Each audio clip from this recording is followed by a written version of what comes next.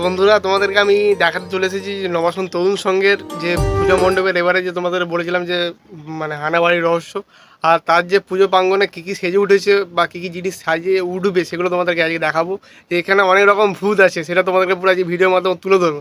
আর পুরো ভিডিওটা দেখতে থাকো যে ভিডিওটার মধ্যে তোমাদের কী কী দেখাচ্ছে। আর প্রথমে তো আমি পেয়েছি একদম বাচ্চা ভূতকে দেখা, একদম এ দেখতে পাচ্ছ একদম মারাত্মক লেভেলের ভূত।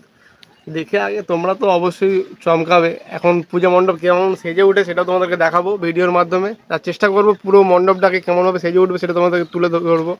আর পুরো ভিডিওটা দেখতে থাকো। আর এই বাচ্চা ভূতটা কেমন লাগছে অবশ্যই কমেন্টে জানিও বন্ধুরা।